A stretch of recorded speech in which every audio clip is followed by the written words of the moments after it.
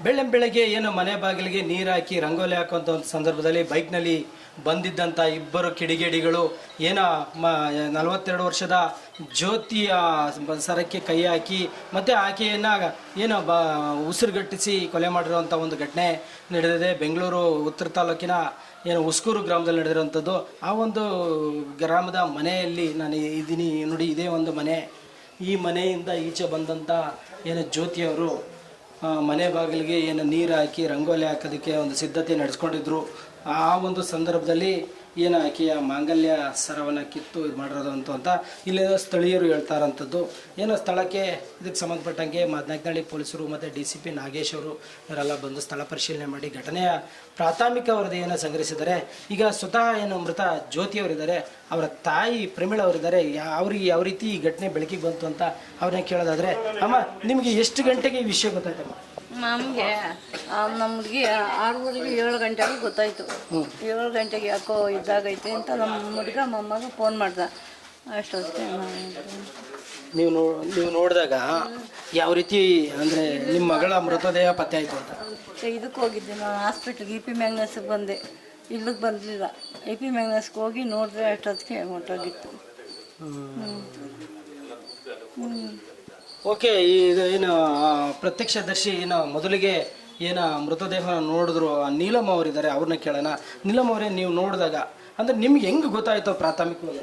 ನನಗೆ ಮಂಜಣ್ಣ ಕಿಟಕಿಯಿಂದ ಕೂಗ್ತು, ನೀಲಕ್ಕ ಬಾ ಆ ಕಡೆ ಲಾಕ್ ಹಾಕ್ಬಿಟ್ಟವ್ರೆ, ಬಾಗಿಲು ತೆಗಿ ಬರಕ್ಕ ಅಂತು.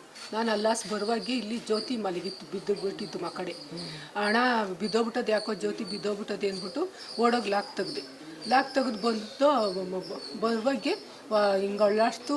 ಮಾತಾಡ್ಸಿದ್ದು ಮಾತಾಡಲಿಲ್ಲ. ಆವಾಗ ಎಲ್ಲರನ್ನೂ ಕೂತ್ಕೊಂಡು ಬಡ್ಕೊಂಡು ಅವಾಗ ಬಂದರು. ಆಮೇಲೆ ನೋಡ್ಕೊಂಡು ಎತ್ಕೊಂಡು ರುದ್ರಣಿಗೆ ಕರ್ಕೊಂಡು ಆಸ್ಪತ್ರೆಗೆ ಕರ್ಕೊಂಡೋದು. ಅಲ್ಲ, ಇದು ಬಾಗಿಲಿಗೆ ಚಿಲ್ಕ ಹಾಕಿತ್ತ ಅಂತ ನೀವು ಬಂದು ನೋಡಿದಾಗ? ತೆಗ್ದೆ ನಾನೇನೆ ಬಂದು.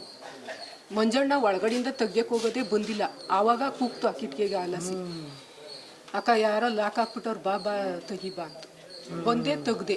ಅಲ್ಲ, ಇವಾಗ ನೀವು ನೋಡಿದಾಗ ಅವರು ಏನೋ ಆ ಜ್ಯೋತಿಯವ್ರ ಮೈ ಮೇಲೆ ಒಡವೆ ಮತ್ತೆ ಸರ ಇದೆಲ್ಲ ಇತ್ತ ಅಂತ? ಇಲ್ಲ, ಅದೇನು ಇರಲಿಲ್ಲ. ಎಲ್ಲರೂ ಬಂದು, ನಾವೇ ಇಬ್ಬರೇ ಎಲ್ಲ, ಇನ್ನು ಸುತ್ತಲೋರೆಲ್ಲ ಬಂದು ನೋಡಿದ್ರು, ಅವಾಗ ಇರಲಿಲ್ಲ, ಸರ ಇರಲಿಲ್ಲ.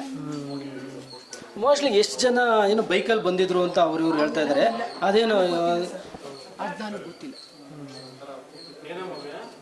ಇಷ್ಟೇ ಗೊತ್ತು, ಮಂಜಣ್ಣ ಕೂಗಿದ್ಕೆ ಬಂದೆ, ಬಾಗಿಲು ತೆಗೆದೆ, ಇಲ್ಲಿ ಬಿದ್ದಿದ್ದು ನೋಡಿದೆ, ಅಷ್ಟು ಗೊತ್ತು. ಮೃತದೇಹದ ಮೇಲೆ ಗಾಯದ ಗುರುತುಗಳು ಮತ್ತೆ ರಕ್ತ ಬರ್ತಾ ಇರ್ತದೆ, ಆ ಥರದ್ದು ಏನಾದ್ರು ಇತ್ತಮ್ಮ? ಆ ಕಿವಿ ಒಳಗೆ ರಕ್ತ ಬರ್ತಿತ್ತು. ಕಿವಿ ನೋಡಿದೆ, ಹಿಂಗೆ ಮೇಗಡೆ ಮತ್ತು ಕಿವಿ ಬಿದ್ದಿತ್ತು. ಕಿವಿ ಒಳಗೆ ಒಂಚೂರು ರಕ್ತ ಬಂತು, ನೋಡಿದೆ. ಕಿವಿದು ಅಷ್ಟು ನೋಡಿದೆ, ಇನ್ನೇನು ನಾನು ನೋಡಿಲ್ಲ ಸರ್.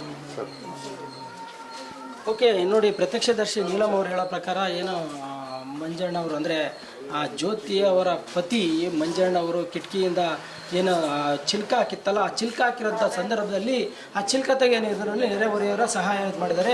ಆಗ ಬಂದಂಥ ನೀಲಮ್ಮ ಅವರು ನೋಡಿದರೆ ಅಲ್ಲಿ ಮೃತದೇಹ ಇತ್ತು, ಈ ಕಡೆ ಏನು ಒಳಗಡೆಯಿಂದ ಚಿಲ್ಕ ಹಾಕಿತ್ತು. ಹಾಗಾಗಿ ಆ ಚಿಲ್ಕನ ತೆಗೆದು ಏನು ಮೃತದೇಹದಂತ ನೋಡಿದಾಗ ಕತ್ತಲಿದ್ದಂಥ ಮಾಂಗಲ್ಯ ಸರ ಆಗಿರ್ಬೋದು, ಕಿವಿಯ ವಾಲೆ ಆಗಿರ್ಬೋದು ಇರಲಿಲ್ಲ. ಆದರೆ ಕಿವಿಯಿಂದ ರಕ್ತ ಮಾತ್ರ ಬರ್ತಿತ್ತು ಅನ್ನೋದನ್ನ ಪ್ರತ್ಯಕ್ಷದರ್ಶಿ ನೀಲಮ್ಮ ಅವರು ಹೇಳ್ತಾ ಇರೋಂಥದ್ದು. ಒಟ್ಟಾರೆ ಏನು ಸ್ಥಳಕ್ಕೆ ವಾಯುವ್ಯ ವಿಭಾಗದ DCP ನಾಗೇಶ್ ಅವರು ಬಂದಿದ್ದರು ಮತ್ತು ಮಾದನಾಯಕನಹಳ್ಳಿ ಇನ್ಸ್ಪೆಕ್ಟರ್ ಬಂದಿದ್ದರು. ಹೀಗಾಗಿ ಘಟನೆ ಬಗ್ಗೆ ಏನು ಮಾಹಿತಿಯನ್ನು ತಗೊಂಡು ಈಗ ಮೃತದೇಹವನ್ನು ಮರಣೋತ್ತರ ಪರೀಕ್ಷೆಗಾಗಿ ವಿಕ್ಟೋರಿಯಾ ಆಸ್ಪತ್ರೆಗೆ ದಾಖಲಾಗಿಸಿರುವಂಥದ್ದು. ಒಟ್ಟಾರೆ ಏನು ಇವಾಗ ಮರಣೋತ್ತರ ಪರೀಕ್ಷೆಯಲ್ಲಿ ಯಾವ ರೀತಿಯಲ್ಲಿ ಸಾವು ಸಂಭವಿಸಿದೆ ಅಂತ ಗೊತ್ತಾಗಷ್ಟೇ ಇದು ಏನು ಯಾವ ರೀತಿ ಆಗಿದೆ ಅಂತ. ಒಟ್ಟಾರೆ ಈ ಘಟನೆಯಿಂದ ಏನು ಬೆಂಗಳೂರಿನ ಜನತೆ ಭಯಭೀತ ಇರೋದಂತೂ ಸತ್ಯ ಆಗಿದೆ. Murthy, guarantee news, Nelamangala. Guarantee news, ಸುದ್ದಿ ಖಚಿತ, ನ್ಯಾಯ ನಿಶ್ಚಿತ.